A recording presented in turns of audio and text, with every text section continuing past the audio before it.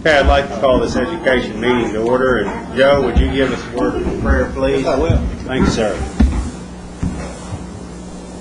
Heavenly Father, I'd like to start this morning by thanking you for another day of life, another opportunity to come together and do the work of the people. Thank you for this beautiful morning. Thank you for traveling grace over this morning. It was foggy, as you well know. And thank you for the group that we've got here visiting with us, the staff, and any visitors we might have. Pray, Father, that you'll be with us in this meeting. Ask your blessings on the chair and each member. Help us make wise, good decisions for our people. And Father, forgive us where we fail. In Jesus' name we pray. Amen. Amen. Thank you, Joe.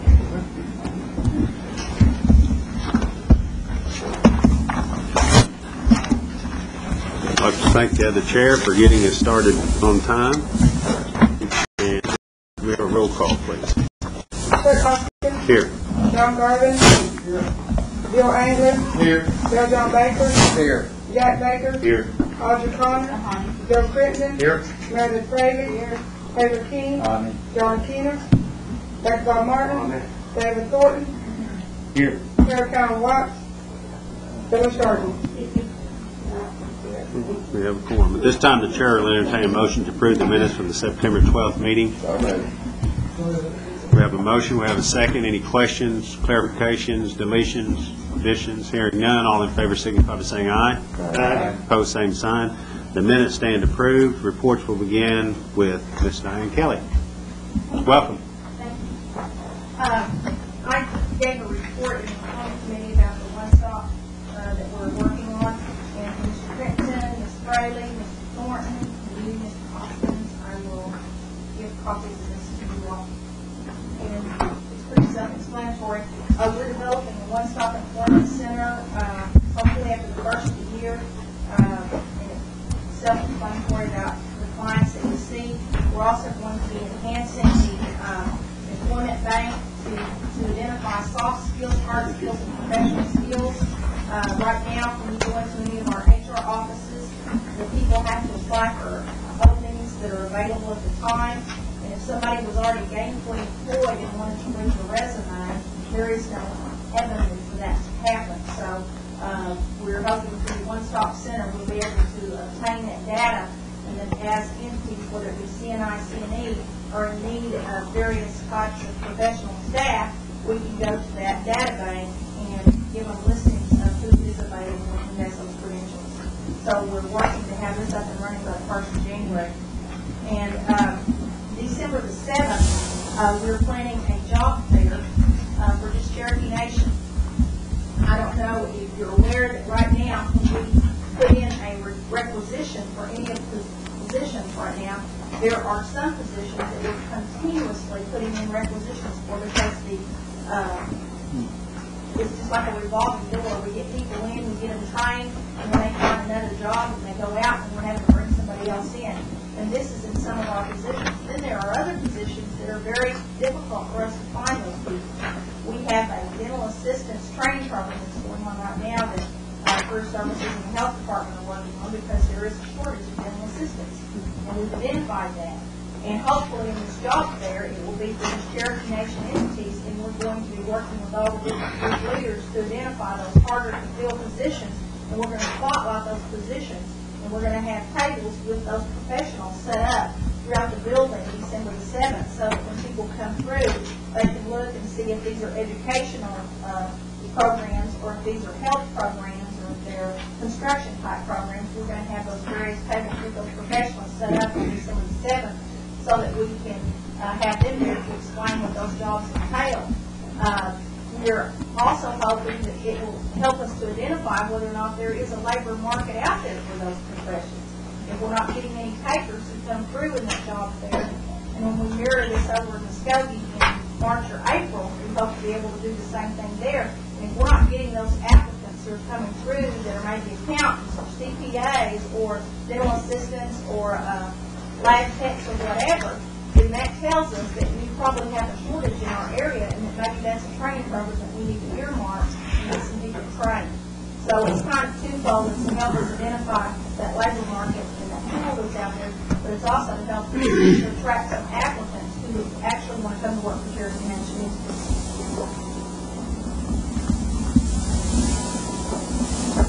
You have any questions? Are there any questions? That's the bank thing I want to tell you. Is that it, Diane? That's it. Good job. Thank you. You deserve a hand. Executive Director's Report. Dr. Morton, welcome. Thank you. It's been a good month. We've been trying to get everything ready to take care of the appropriations that you made for us last month. Getting those programs ready to roll, and we should have a full report on our proposal for implementation at the November meeting. Other than that, everything is going well. The special program that I visited with you about at Coffeyville, our pilot program for the 40 students as well as other students from the 14 county area, going quite well. We have 47 students there, 14 of whom are from the Sequoia. We've only lost one student out of that group. So that shows that the cohort group, with counseling from the host institution and with counseling from Cherokee Nation Education Services on a monthly basis, where we go up and meet with the group, it's paying off. That's going to be one of the ways that we can avoid this tremendous dropout program that we have had in pilot program. Through the directed studies program, which we will more fully outline in November, constant monitoring of that program, and also with some clear goals already set, I think we'll be able to present a much more positive picture of the utilization of higher education funds than we have in the past. Dr. Morton, let me interrupt just a moment because I'm extremely proud of the Coffeyville program. And Coffeyville being a school that's somewhat far from here, but still it's not that far, perhaps in the spring we might arrange a situation where the Education Committee, if members that so choose, can go up and have a tour of the facility, because they're truly serious about helping Cherokee students further their education, and probably more so than most universities I've visited with in a long time. So they're willing to do those things, and maybe by giving them till the spring, we'll have that semester out of the way, first semester, and be able to go up there. So anyway, you might visit with them about that also, if the committee deems to do that. Sounds like an excellent idea. Thank you. Thank you. Other than that, I'm getting ready for the new year. All programs are operating according to schedule, and no problems. Are there any questions for Dr. Morton? Yes, Phyllis.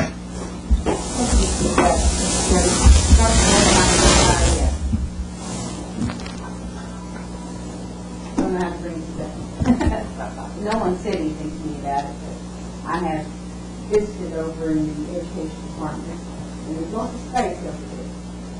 And, but in the veterans program, I've also visited there, and they are just cramped. Is there not any way to, I do, and I know that's requires moving and all this stuff, but, I mean, why is it that some programs have too much space and other programs are not having any space? Okay, there are two situations there.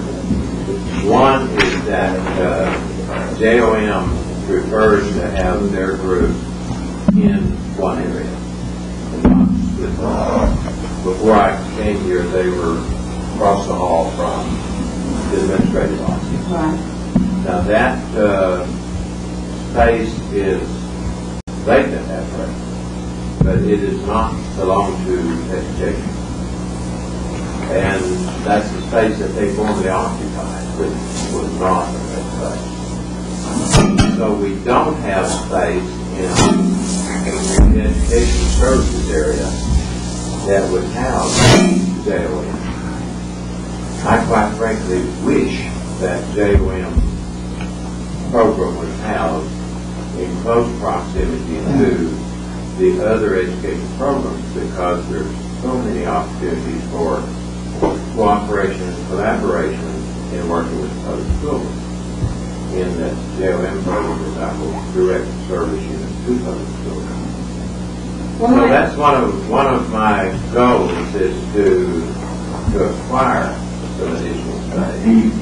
And it may be possible to, I've even proposed taking partitions between that space and the space where the existing curriculum and instruction program is.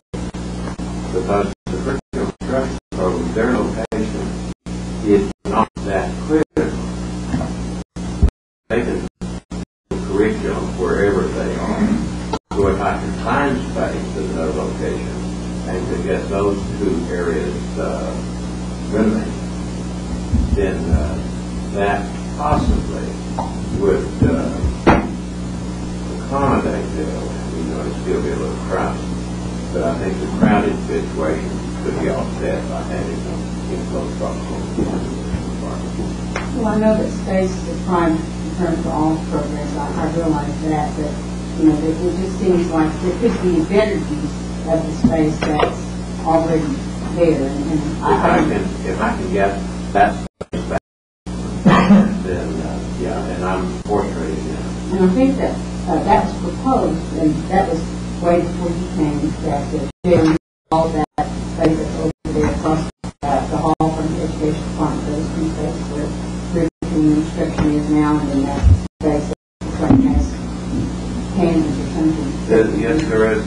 The space where JOM once was is vacant, but it does not belong presently. So education is not vacant. And it has not been available to education, but it's still working on it. And knowing the situation of the deadline to check the press, all those, we were told when the new software was put into one of the selling points was that there would be 2 checks on different weeks and that wouldn't be a problem to do a check and all this and that. But knowing that those deadlines are still having to be adhered to and that paperwork has to be taken and contract paperwork has to be taken across there for your signature, it just seems like it would make it easier for programs under the same department to stay close in proximity to each other so that they could get their paperwork done in time. I'm singing out of the hand the same. I hope you can find a way for that to work. You're welcome, Don. Dr. Morton, last month I had a suggestion on Cherokee Mission scholarships. Getting them approved earlier. I know we voted to spend close to $750,000 on the VR and I tied up in court. We didn't get to spend that. But it looks to me like this would be an ideal situation to get some PR on this Cherokee Nation scholarship, not Pell, but Cherokee Nation scholarship. Get them out April 15th, because in May is when they draw the crowd to these high schools and everybody's there. When you award them in July, the only one knows about it's the immediate family. But if you award them in April 15th, everybody's going to know it's going to be in newspapers and all their friends and families will know that. Now, if we're going to spend $750,000 on PR, this would be free, so to speak. I know it's going to be probably a hardship on you. Did you have a chance to look at it? Yes, I did, and that's in fact on the agenda today. Not Pell scholarship application is listed under new business. Do you want to go ahead to that? First of all, are you finished with your main report? Okay. Well, at this time, if there's no objection, then Dr. Morton will address the 2 new business items which fall under education, being his department. So are there any objections? Hearing none, the agenda item is amended to include new business under the executive director's report. So, go ahead. All right, now, in answer to the question concerning the Cherokee Nation scholarships, the non-Pell scholarships, it would be possible to change that text. It would be confusing to a certain extent. But that would be possible. It could be done. The non-Pell. If we had two different things, if we had an early rate with a non-Pell, it'd be a real problem with that. Well, for upperclassmen transcripts would enter into that. The transcripts are not available usually till the end of the month. And what that would do, and I think what Mr. is a bit gesture about it, we'll be visiting all the high schools and secondary information. We talked about Excuse me, Coach. Would you step up to the microphone so you can't get your own record? I'm sorry. If I can, the number one problem, Dale and I have talked about this too. We have the priority system. The continuing students are awarded first, followed by the beginning students. In this instance, we would be awarding scholarships to the beginning students prior to awarding scholarships to the continuing students. So we're not going to know which continuing students are eligible until after they receive that end of second semester transfer. So that's the only problem I see. Dale, is there a second problem to it? Or? No. Go ahead. Other than the transcripts not being available to the continuing students until the end of May, generally. And this would be front-loading freshmen on our boards because they our rules on our freshmen is we can use a 7-semester high school transcript. So that wouldn't be a problem if we front-loaded the freshmen, obligating these slots to the freshman student before we qualified our continuing students. Go ahead, Don. You could underestimate this number. I don't know what it was this year, say it was 200 or 300. Well, you'd add 150, add to it later on. But then you could hit most of them. Just make a low estimate and then add to it later on when it comes to better. It is doable. It is doable. If we could run into some problems, we could, in fact, run out of money. Now, we wouldn't have this year. But you wouldn't overestimate. Also, we voted 2 or 3 years ago to call this Cherokee Nation Scholarship, not non-Pell. Non-Pell has no meaning to me. Again, we need to use PR and call it Cherokee Nation. That's the one. we do that in everything. Okay. Now, there might be another alternative to recognition for the the award days, graduation ceremonies, and so forth. To award those who are salutatorian, valedictorian, perhaps up to 10% of Cherokee students, provided they met the guidelines. And that way that would cut the number down and would still show recognition. How many did we give out this year? The freshmen, approximately. Roughly.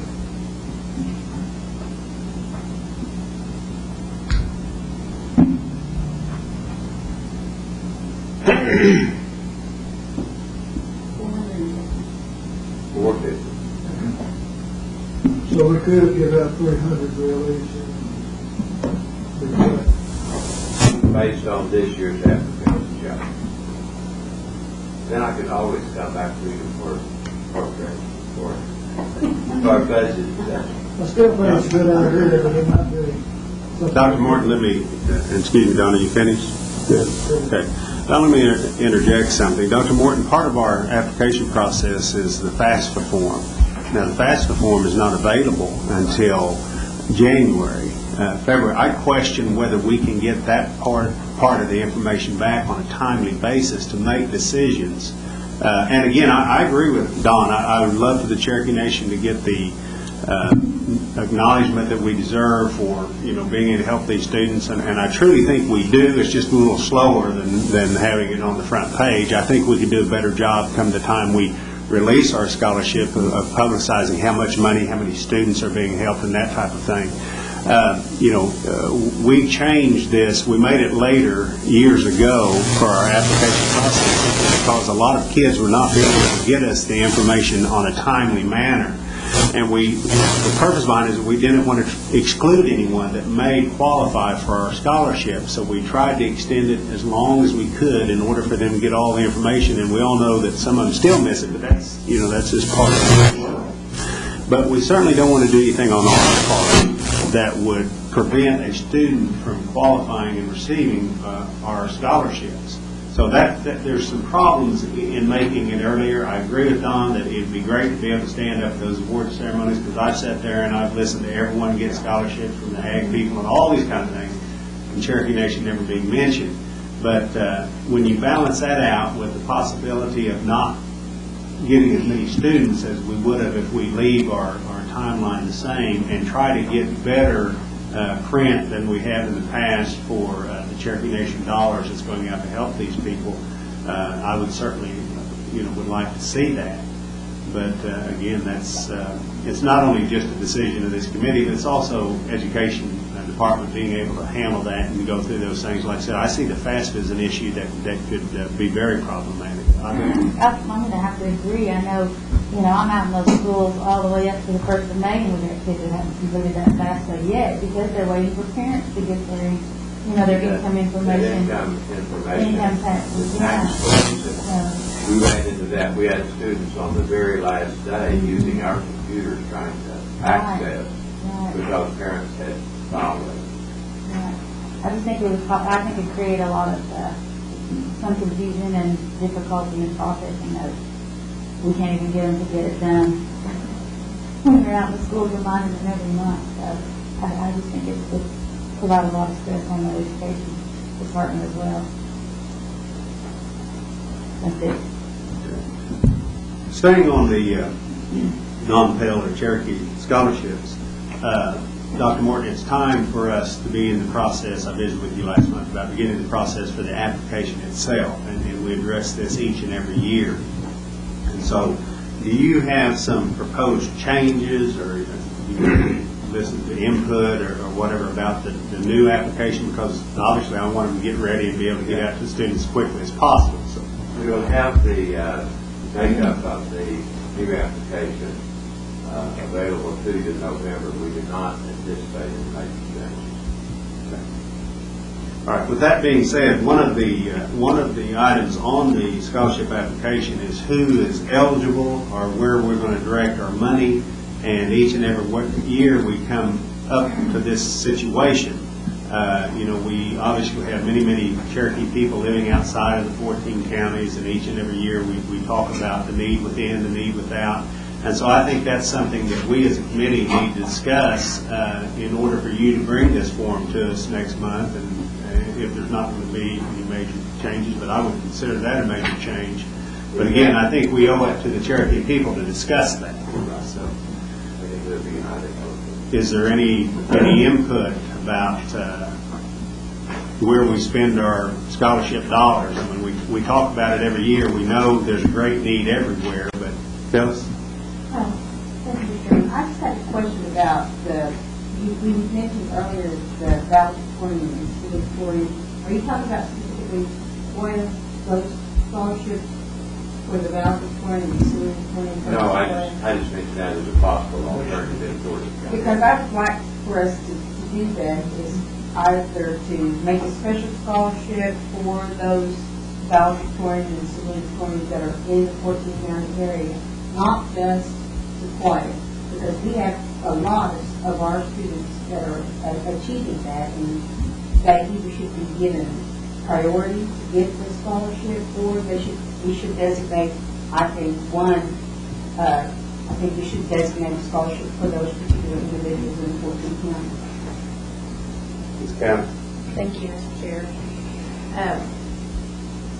As a valedictorian, I appreciate that there be scholarship money set aside, but what I've found from talking to the universities is they created those scholarships to target valedictorians and salutatorians, but what that meant was there were kids that were trying to earn that money by taking classes that didn't prepare them for college in order to keep an A in grade point average. Yeah, and so just having just a GPA doesn't prepare our kids for success in college if that's how we're going to spend our money in scholarships. So that could be where that Oklahoma Scholars or Cherokee Scholars program would provide more meat and substance to make sure that our kids are ready to go to college and stay in college rather than just straight GPA. So I'd look more at that because I don't think that's going to cut it on just GPA. Don, did you have a comment? I was just going to comment that Skokie last year had, I guess, around 200 graduates. And out of the top 5 students were Cherokee. I don't know if we'll Phyllis on this. I think we should give scholarships to salutatorians and valedictorians.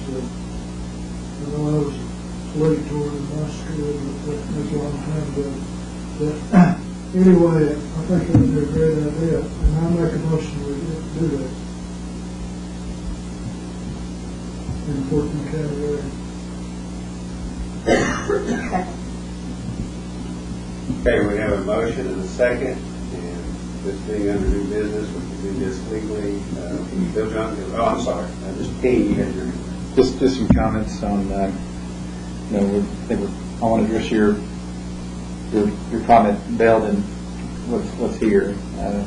We've got so many citizens. Matter of fact, the majority of the citizens of the Cherokee Nation live outside of the 14 counties, and I want to support incentives for all Cherokee citizens to do well in school, especially if they're coming in valedictorian or salutatorian or whatever.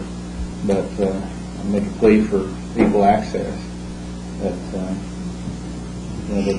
these scholarships are broadly available to all Cherokee citizens.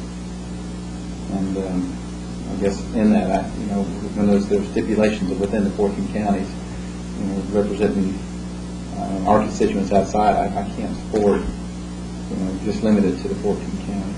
Thank you, Mr. Chair. The issue on the floor is scholarships for valedictorians and salutatorians. Bill Johnson? Yeah, in what amount, and I mean, I was thinking the usual 2,000 per semester. Thousands. 1,000 for each semester, 2,000 per year. above and beyond. No, they probably don't get this scholarship anyway. They're just to get it early. Okay. Joe, did you have a question? Well, just a comment. As one who finished in probably the bottom half of the class, I realize that GPA is not necessarily a good yardstick as far as how someone might be productive in later life and all that. However, the people who got the accolades, the top 10 or the valedictorian, salutatorian, got a little grip on things maybe at an earlier age than folks like me. And it does take a lot of application to merit those grades and things. So recognition for those successes, I think, is a good thing. Just a comment. Just wondering, have you done any study at all of what the impact would be of, and tend to agree with you to a certain extent. What the impact, potential impact would be to include at-large students. Has anyone done any study on that? Meredith, I'm going to ask you, you talking about any studies on funding that's salutatory and valedictorian? Yes, for at-large students. No, I'm not aware of any. I think Jack and I have just taken a cursory look at the scholarship dollars and looked at it and looked at their, while there, I don't know, there's maybe 10% was going to at large from the overall scholarship pool. My guess is that's probably represented across all of them. Mm-hmm. But I mean, what my plea is just to open it up that they can have a shot at it along with everyone else. Call for question. The question's been called, but I think I see other hands up. Okay, go ahead. Okay. I was thinking about I'd like to make a comment here as soon as it comes back to me. What if we have a student who is valedictorian and salutatorian who does not apply for our scholarship? And I'm not saying that's going to happen, but it could happen. So are we talking about going ahead and funding them anyway without an application? Well, I hadn't thought this through, but I'd say if they don't want to go to school, if they don't get it. Well, they may want to go to school, but they just simply didn't apply for our scholarship for whatever reason. They think they don't qualify. They think they don't qualify, or they think they're going to have enough help to go to school, or whatever. They simply just don't fill ours out. Is the only thing that and I realize you haven't thought about it. That's why I'm. Well, I'd say it's zero deal, no deal. Okay, Jackie Bob. Thank you, Mr. Chairman. I'm certainly for having students, Cherokee students, perspective. I'm not against what's been brought up. I don't agree with the way we're handling this situation. I think that we should have this legislation in place on the agenda, and I think this ought to be thoroughly. We know exactly what we're doing. That large situation, I know all of us get phone calls from New Mexico, California, whatever, people out there wanting the students scholarship or whatever. If we did this at large for these particular students, we're opening up, I believe we're opening up a can of worms as such that create more of these phone calls because in a way, even though these kids deserve probably some priority or whatever, but what about the other kids that would almost to that point, you know? The motion I'm going to. I don't think I'm going to support what's going forward here, but I think we need to do a lot more research and whatever. the motion was inside the 14 county area. But there was a suggestion down there. Part of the discussion included funding outside valedictorian and salutatorians also. That's how we got in this direction. And I apologize, I missed Bill John a while ago. Bill John? Yeah, and I've got you guys. And I agree that we need to, and the discussion is 14 counties right now. And valedictorians, salutatorians, I think we're not doing anything if we say that we're just going to give them their $1,000 early before the rest of the kids get their award. I mean, if we're going to recognize them and we're going to reward them and try to give them a boost into college, then let's just give them $1,000, and if they apply for our other scholarship, then they'll get another $1,000. And maybe it's just a one-time valedictorian award to maybe help them get in a better school or whatever. Then if they apply for our other funds and get $1,000 a semester, I think that would make more sense than to just give them what they're going to get anyway as a valedictorian thing. I mean, it's really nothing. And I guess I kind of agree that maybe we need to chew this up just a little bit and maybe talk about it next month and come forward with something like that or whatever, but, and, a percentage probably outside the 14 counties. I don't think it needs to be opened up where it's that everybody outside the 14 counties could theoretically get everyone a scholarship because there's more of them out there. I don't agree with that. All right, folks, excuse the interruption. Let's try our best to confine this to salutatorian and valedictorian within the 14 counties at this time, because that's our existing scholarships. I think the issue of funding outside is an issue that needs to be addressed all by itself. We do that each and every year come this time, so that's what we're going to do. But with that being said, if there's any other comments regarding salutatorian and valedictorian, Ms. Cowan, you did, excuse me, Ms. Watts, you did have your hand up first. Thank you. I move to table this till next month for proper. There's a motion to table. Research, we need numbers on what budget impact, or consideration of additional monies. So, we're on the Second. There's a motion to table, and there's a second. Any questions, discussion on the tabling? Hearing none. Oh, excuse me, Phyllis, go ahead. I think it's inappropriate to table because there are some suggestions, and this was, the reason I seconded the motion so that we could have the discussion, so that we could sort of consider all of these things. I knew that we would get to a point, and certainly didn't think that we would take action on it today without amending the agenda to do so. But I think that some of the things that we need to consider are the policies that we have in place about the applications being limited within 14 counties. We already have that policy, the higher education department has that policy in place. So that's an item that we would have to consider. Also, the 12 tiers of awards that the council sponsors, I think that's a vehicle that we could somehow use to make some decisions about who we fund and how we fund, or maybe make that a part of that process. I don't know, but that's a vehicle that's already in place that we might consider using or adjusting to those things. And also to bring the information back, and I think that higher education may have some of this information about the number of applications that we already received from the outside of the 14 counties, how many we have to turn away already. So I think that if we can consider all those things, and I'd be in favor of tabling it, because I know that we do need to do some research, but not to overlook some of the information that we might want to have before we table it. Point of order, Mr. Chairman. Yes, take a vote. Robert's Rules of Order. The table is not the table. I agree. All right, the motion is to table. There is a second.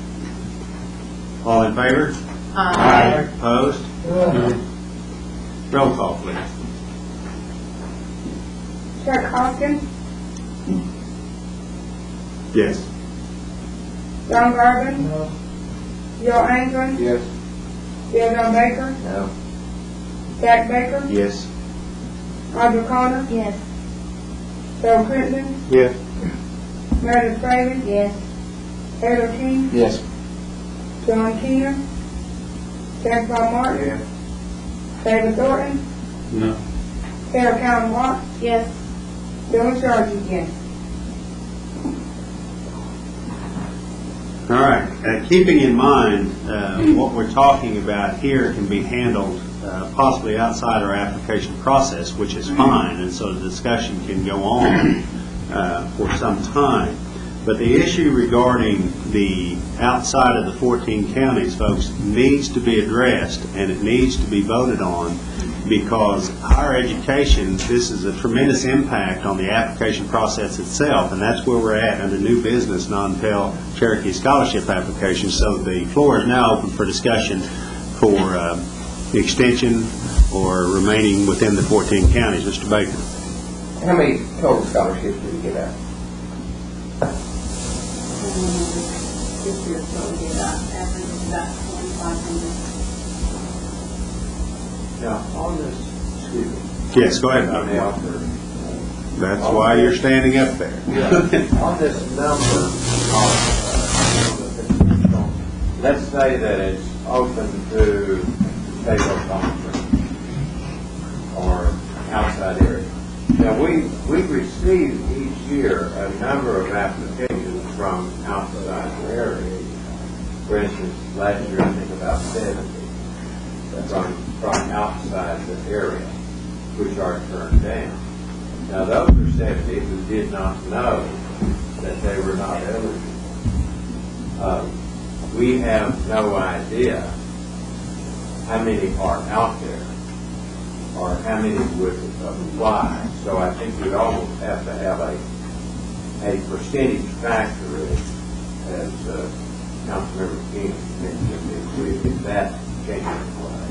Because I don't think we can give you sufficient data to make budgetary decisions on, okay, how many of them are out there and how many of them will apply. Because at about 70 applied this year and were rejected because they were out there. Didn't know that was David? Dr. Morton, how many people applied for scholarships for inside the 14 county area that did not receive scholarships? Okay. Do you have any idea?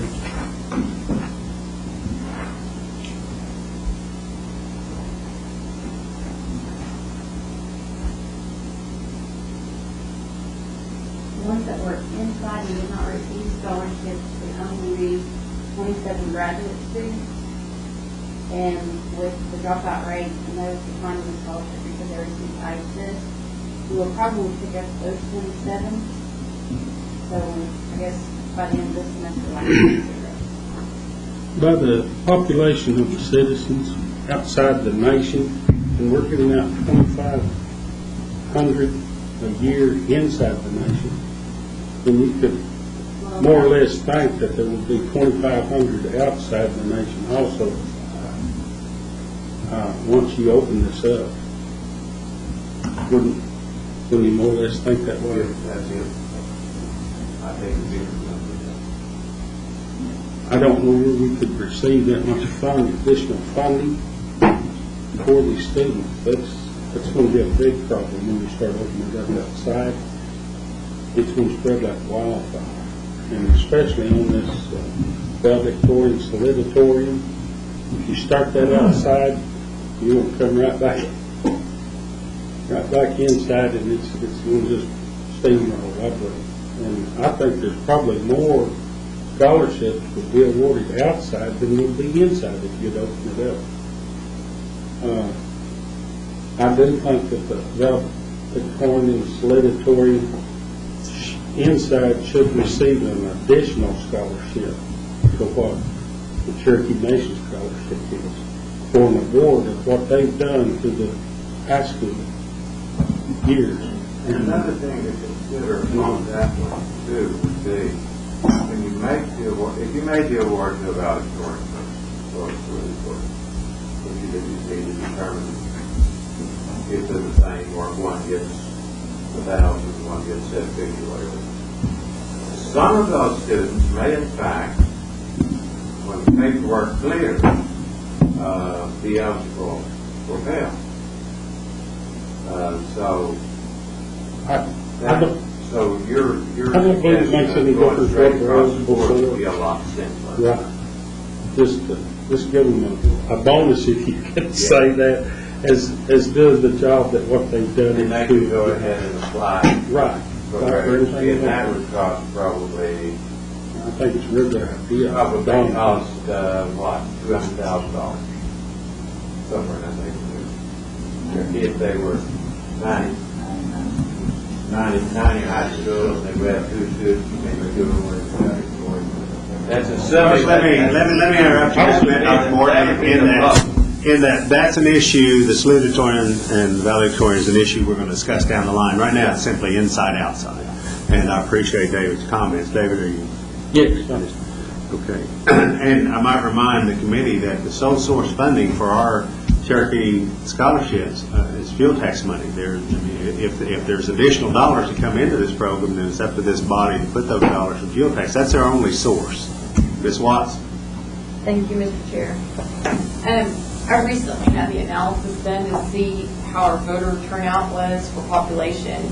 So if there's 18 and over, which would be, to me, eligible probably for some kind of level of education to fund, it's about 215,000 tribal citizens. So if you take 10% of that, you have 21,500 people that could be in undergraduate or graduate school at a time in the tribe.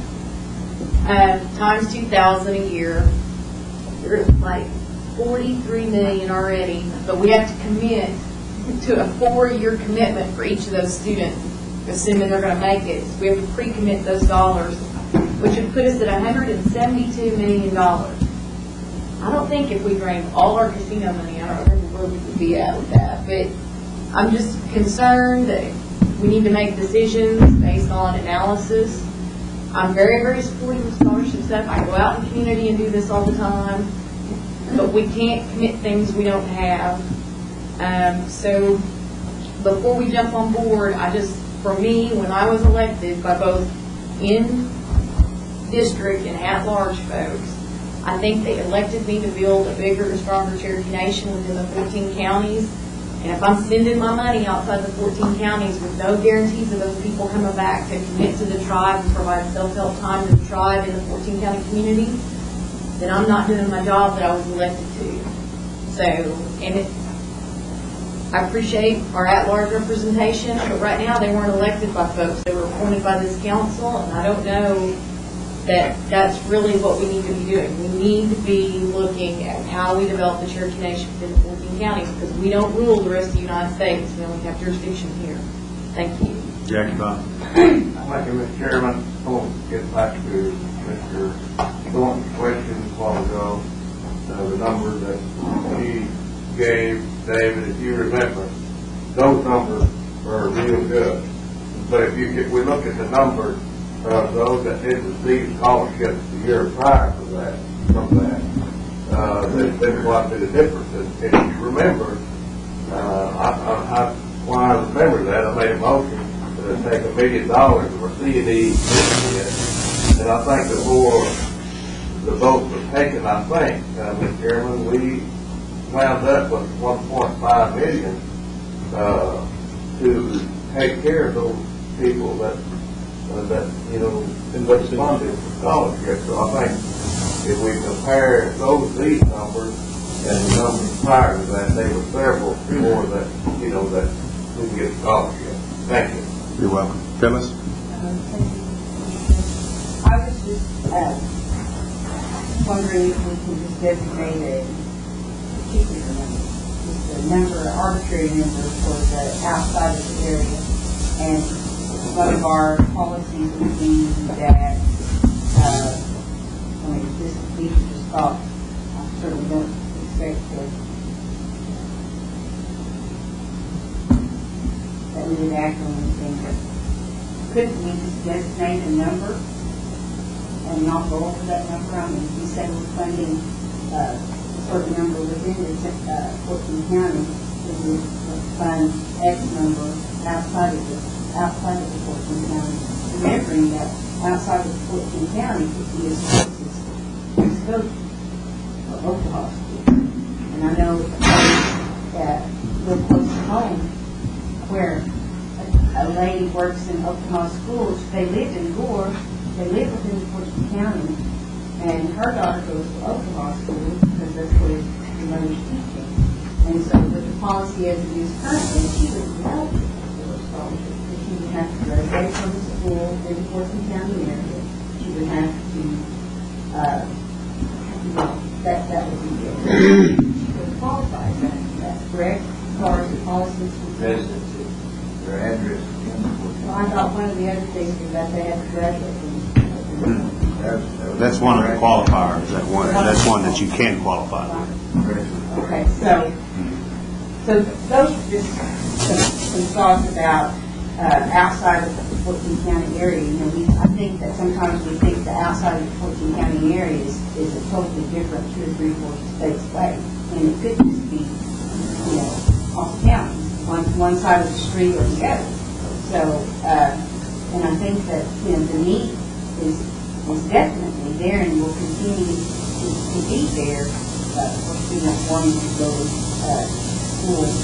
And one of the things that I know this has been addressed before was that the Pell, those that are eligible for Pell, and what's the amount of money that they are getting as far as financial aid. What was the amount this year for those students? $385 per semester. And that's if they're Pell eligible. Thank you. I might remind everyone that our scholarship application program as it exists now includes counties contiguous to the 14 counties of the Cherokee Nation.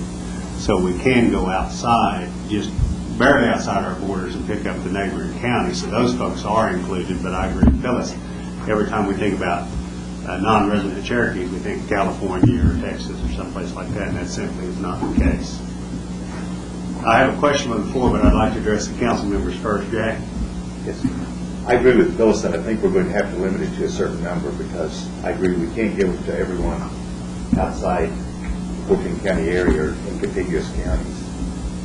But I think we may want to give preference to people living outside for those that will go to school within the 14 county area or to an Oklahoma school.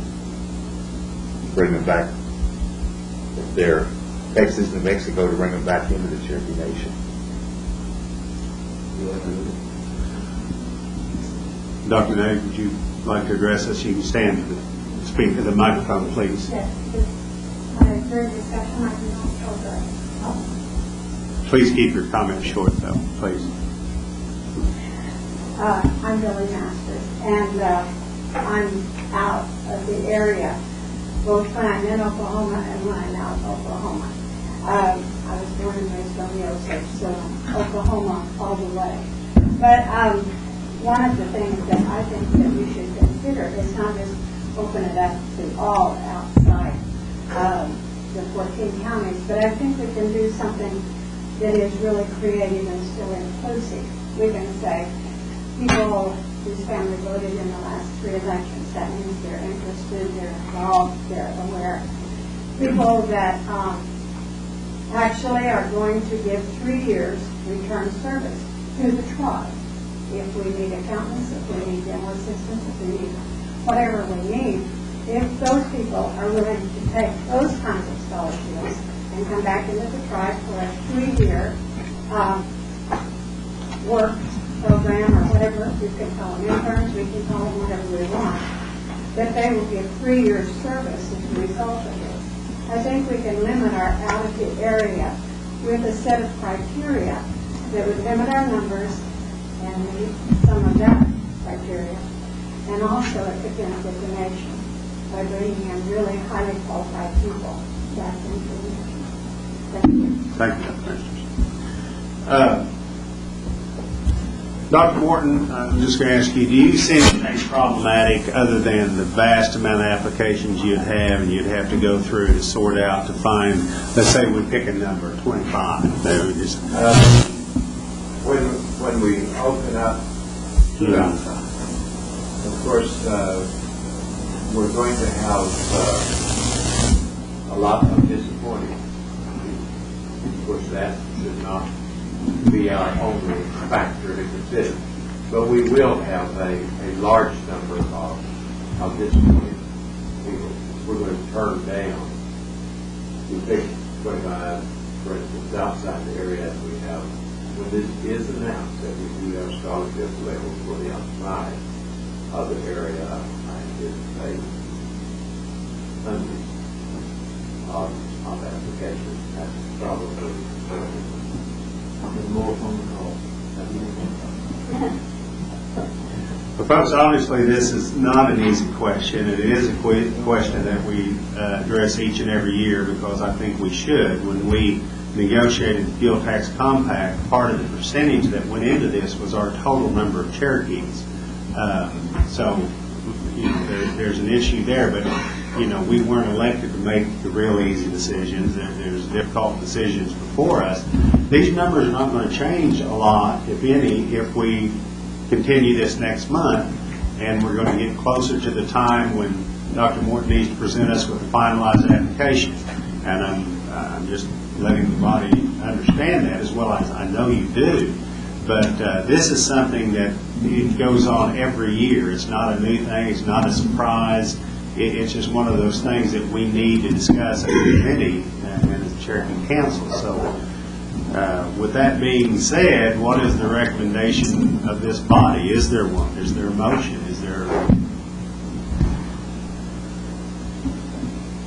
feeling that a month will make a difference? Do we need to... I'd like to move the table for next month for further consideration.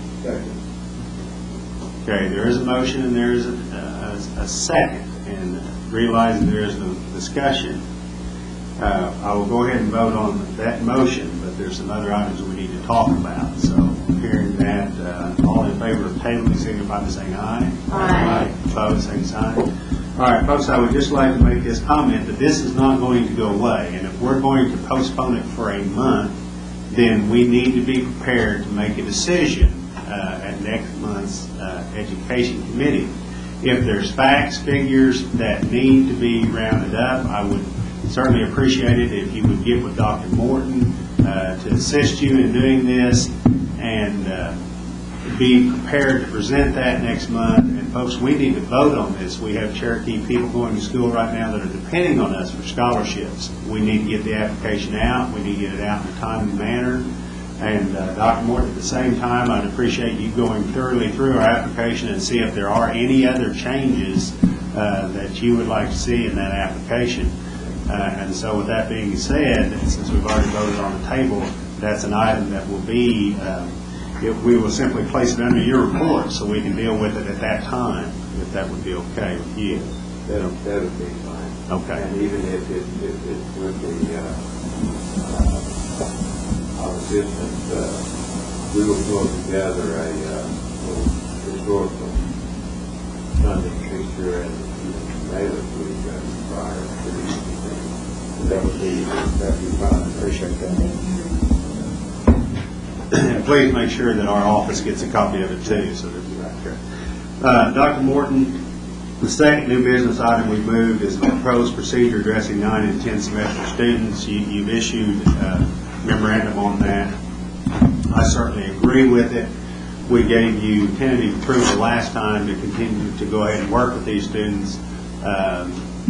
Chair will entertain a motion to... Move for approval. I accept all of them. Okay. So with that being said, all in favor signify by saying aye. Opposed, same sign. All right. Dr. Morton, thank you very much. You have your homework for the month. I used to say that all the time. JOM and Sequoia High School, if there's anything pressing that you would like to tell us here in the meeting, please do so. If not, we'll take your submitted written reports and suffice. Yes, Dr. Shelley Butler. I can talk about it next month. Okay. You sure? I mean, the only thing you're interrupting is these people's lunch. That's all. What I'd No like to do big is deal. just pass out the tentative schedule for the New Moon Festival, which is, we're going to be focusing on students in grades 3 through 5 that bring them in for a cultural presentation and orientation at the Heritage Center. We're collaborating, partnering with the staff people at the Heritage Center, so that's a good partnership. But anyway, this is just a tentative agenda. Just wanted to let you all know it will take place November 1, and this is in celebration or recognition of the National Indian Education Month activities. Shelley, thank you. Anything from Sequoia High School that needs to be said or distributed? Hearing that. And Head Start, Dr. Morton, you were going to give do you have something you want to got a very brief report. Bernie is ill, by the way. That's what Dr. Morton told me. We did extend an invitation for your traditional November meeting with Head Start. I'm not even going to take a vote. We will meet up there in November. So we'll, she is looking forward to being your hostess for the November. Okay, thank you very much. Thank you. Chair, will entertain a motion to adjourn. So Okay, moved. we have a motion and a second. All in favor, signify by saying aye. We stand adjourned.